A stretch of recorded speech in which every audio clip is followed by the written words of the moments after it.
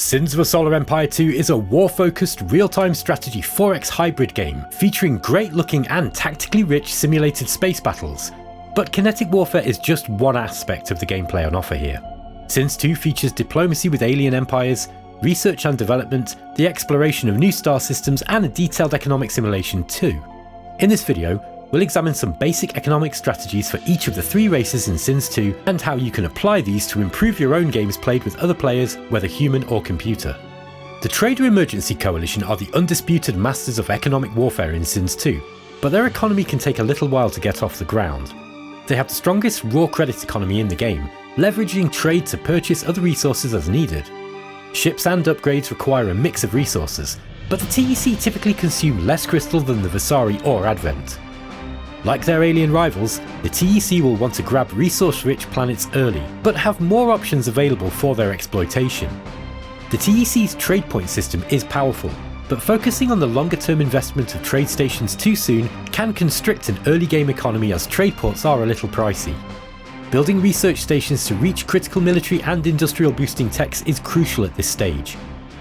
By the mid-game, and after conquering around 5 to 8 planets, start building trade ports on safe planets. At around 40 or more export points, you'll be overflowing with credits, allowing you to outbuy your opponents on the market and easily replace ship losses sustained in fleet battles. In the late game, the TEC economy scales up incredibly quickly, and given enough properly exploited colonies linked with trade stations, credits and resources should be of little concern to you. The TEC may not have the most advanced technology or the most powerful fleets in a straight-up fight, but they are built to dominate the game economically. If they can overcome resource shortfalls early on, by the mid-game they will begin to snowball, and a competent defensive TEC player should be able to win a war of attrition against any Vasari or Advent empire of equivalent size. Note that the TEC's trade mechanics wield significantly more power on maps with less, poorer planets, as there are naturally less mined resources to go around. Conversely, the opposite is true on high resource density maps, with trade being much less valuable overall, although they'll be a lot easier to set up with more resource mining available. Another word of caution: any player relying heavily on market purchases is vulnerable to the destruction of the minor factions running each market commodity. This can force them into a defensive posture to capture a colony supplying what they lack, or force a drastic industrial overhaul to meet this deficit. Manufacturing a scenario of this kind and accurately predicting their response to it may provide a safe attack vector into an otherwise impregnable defensive empire. The TEC are particularly adept at this strategy, as building an extensive trade port network can eliminate their own reliance on the market entirely. A Vasari empire is built on the two hard commodities of metal and crystal, initially lacking a way to generate credits and anything to spend them on. Vasari players must become adept at balancing metal and crystal expenditure, as it is expensive to exchange one for another if a shortage occurs. As they have no trade mechanics to fall back on, planning an efficient Vasari economy rewards foresight, swift decision making, and efficient expansion. They also start with a stash of valuable exotics, most often used to rapidly bring as many as 4 new capital ships into play at a time when their TEC and Advent rivals are mostly fielding frigates and corvettes. This allows the Vasari to play very aggressively and expand into more dangerous territory much faster than their opponents, and will often be the first to reach the most valuable, resource-rich planets. Metal and crystal focused worlds are a top priority target, and early research priorities are to maximise metal and crystal extraction rates, and you should unlock tier 2 as soon as possible for powerful bonuses. Build labour camps to further increase resource production rates, grow your population and spread your culture quickly, and watch those metal and crystal stockpiles explode. This rapid economic expansion feeds back into the Vasari's military for a rapid fleet fabrication program. They'll often win early wars and take even more resource-rich colonies away from their rivals in the process.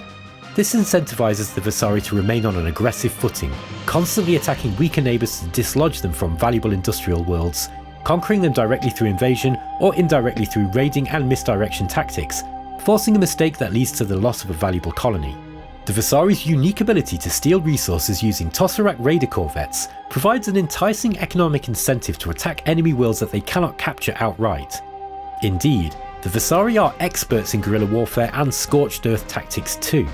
If they do take a world they cannot hold onto, they can use strip to the core to gain a quick and large resource windfall, permanently denying any further resource production from the destroyed colony in the process. This terrifying ability must be used carefully, and is usually best saved for the latter stages of a game, but denying resources to an enemy can be valuable at any point of a campaign. The Advent's economy is a little more conventional than the Vasari and less wealthy than the TEC, using credits for ship and upgrade purchases with a reliance on conventional mining for resource acquisition, but hunger for crystal more than either rival. Ships and techs with psionic functionality will tend towards a higher crystal cost, and crystal-rich planets are a high priority target for the Advent during the game's expansion phase. The Advent's economy generally starts off slower than the TEC, but benefits from infrastructure cost reduction and powerful early game resource modifier techs, resulting in a smooth early game economic growth curve. Their overall economy is lean, but their sci-tech infused ships are incredibly powerful and often outperform their rivals once fully upgraded, and can get by with a leaner economy if necessary. The key point is to grow steadily while undermining your opponents. As in all things, the Advent's economy is intrinsically tied to their unusual playstyle based around combinations of powerful, active use abilities and excellent culture propagation.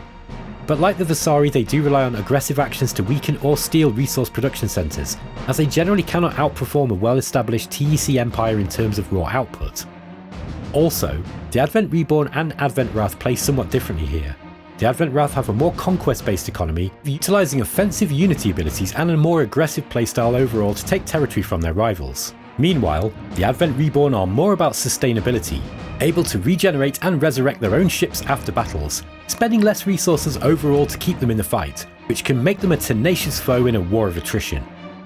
The Advent Wrath faction can use their proselytize unity ability to spread cultural dominance, which acts on population as an overall resource modifier, raising their economic and industrial efforts to maximum potential.